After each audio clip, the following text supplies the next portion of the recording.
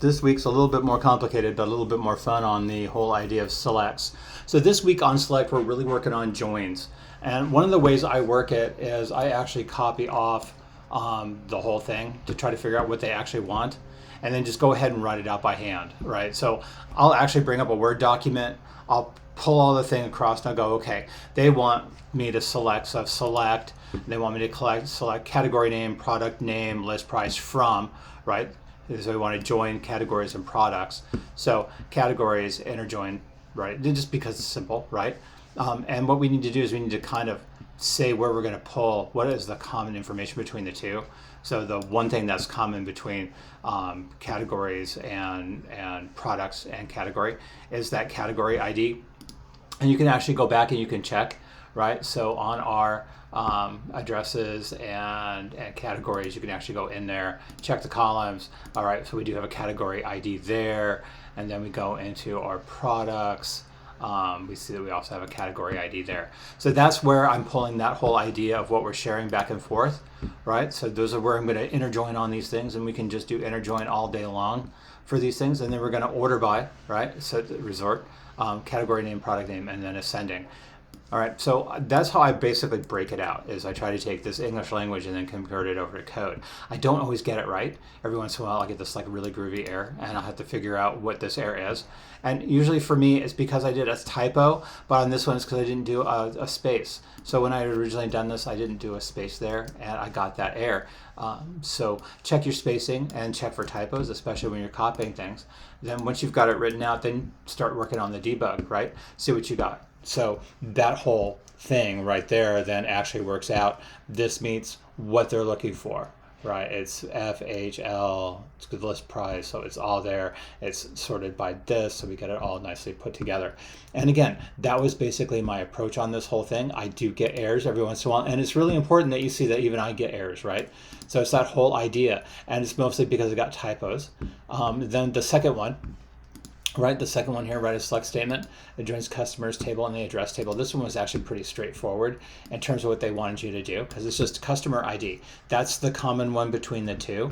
So we can go ahead and we can copy that. And again, customer ID is our big one.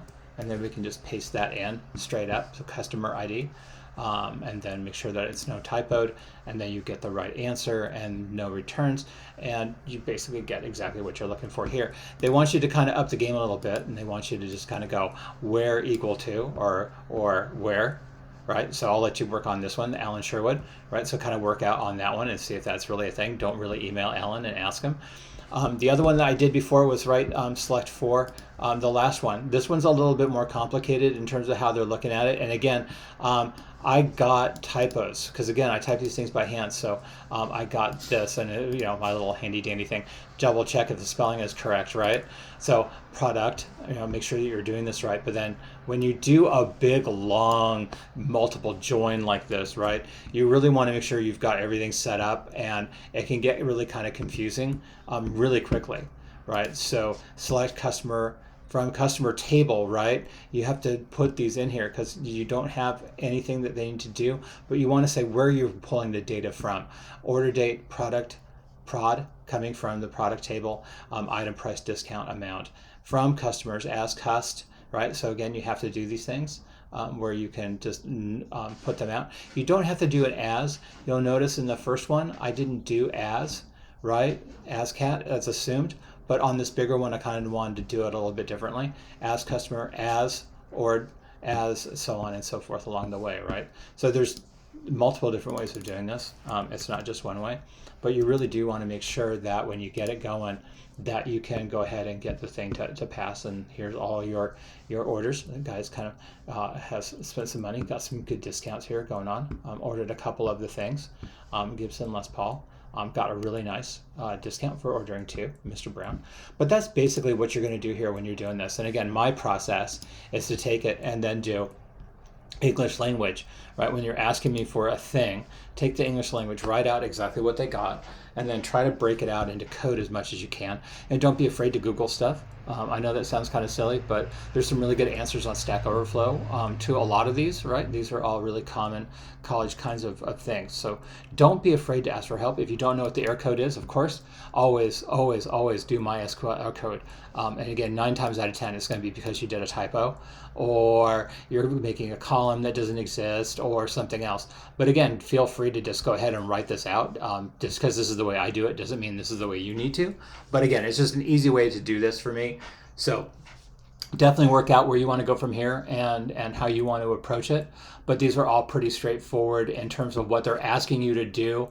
It's just the weird part is, again, just if you want to, you can just stick with inner join on it and make sure that it goes from there. There's no reason why you can't. Don't be afraid of errors. Check these things. Make sure you've got, whenever you're checking your error code, it'll always tell you where it thinks it is. Right? So again, me for here for spacing, I didn't have a space, and then here for me for typos. And again, don't be afraid of typos. Don't be afraid of no spacing. Just make sure when you do get those error codes that you go back through and actually debug your code to make sure they actually work. And again, 99 times out of 100, it's because of a typo or a spacing issue or something else, especially if you're doing these by hand. So definitely go through it. Let me know what you think. And thank you very much for this lecture on inner joins and joining more than one table. So have some fun with us. See you in the next lecture.